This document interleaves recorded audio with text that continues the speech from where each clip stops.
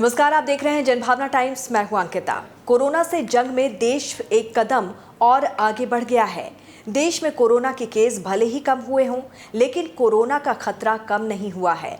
Corona की पहली dose, दूसरी डोज और प्रिकॉशन डोज ने हजारों लाखों लोगों की जिंदगियों को बचाया है। सरकार अब तो प्रिकॉशन डोज भी मुफ्त में दे रही है, जिसका फायदा देश की जनता उठा रही है।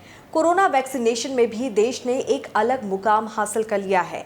भारत ने जिस तरह से कोरोना से मुकाबला किया, वो दुनिया के लिए एक मिसाल बन गया है। भारत ने न सिर्फ अपने देशवासियों को बल्कि दूसरे देश में भी वैक्सीन भेजकर वहां के लोगों की जिंदगियां बचाई हैं। अब देश की पहली नेजल वैक्सीन को मंजूरी मिल चुकी है। अब इंजेक्शन के जरिए नहीं, बल्कि नाक में कुछ बूंदों के जरिए कोरोना की वैक्सीन दी जा सकेगी। भारत बायोटेक के इंट्रानेजल कोविड-19 वैक्सीन के लिए DCGI से इमरजेंसी इस्तेमाल की अनुमति मिल गई है। केंद्रीय स्वास्थ्य मंत्री डॉक्टर मनसुख मंडाविया ने ये जानकारी दी। देश में कोरोना के लिए इस तरह का पहला नाक से दिया जाने वाला टीका होगा। मनसुख मंडाविया ने कहा कि DCGI ने 18 साल और उससे अधिक उम्र के लोगों के प्राथमिक टीकाकरण के लिए आपातकालीन स्थितियों में प्रतिबंधित उपयोग के लिए टीके को मंजूरी दी है। केंद्रीय स्वास्थ्य मंत्री डॉक्टर मनसुख मंडाविया ने ट्वीट कर लिखा कि कोविड-19 के खिलाफ भारत की लड़ाई को बड़ा बूस्ट मिला है।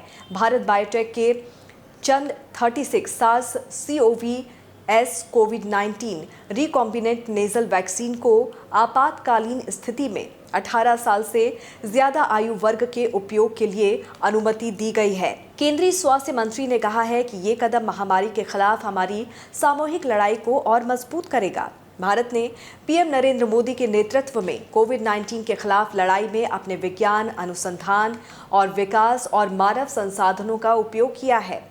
विज्ञान संचालित दृष्टिकोण और सबका प्रयास के साथ हम कोविड-19 को हरा देंगे। अब जानते हैं कि ये नेजल वैक्सीन यानी कि नाक के जरिए दिया जाने वाला टीका है क्या। दरअसल इसमें वैक्सीन की खुराक नाक के माध्यम से दी जाती है, ना कि मौखिक रूप से या हाथ के माध्यम से। वैक्सीन को या तो एक विशिष्ट नाक स्प्रे के जरिए या एरोसोल डिलीवरी के माध्यम से इंजेक्ट किया जाता है। आपको बता दें कि भारत बायोटेक ने पिछले महीने अपने इंट्रानेजल कोविड-19 वैक्सीन के लिए तीसरे चरण और बूस्टर खुराक का परीक्षण पूरा किया था। इसके बाद भारत बायोटेक ने कहा था कि इंट्रानेजल कोविड वैक्सीन के लिए 2 अलग-अलग परीक्षण किए हैं, एक पहली डोज के रूप में और दूसरा बूस्टर खुराक के रूप में। इस नेजल वैक्सीन के आ जाने से सबसे ज़्यादा राहत की सांस वैसे लोग ले रहे हैं जिन्हें सुई या फिर किसी तरह के इंजेक्शन से डर लगता है। टीके के नाम से ही उनके अंदर एक तरह का खौफ आ जाता है। आज भी कई ऐसे लोग हैं जिन्होंने सुई के डर से कोरोना की एक भी डोज नहीं लगवाई है।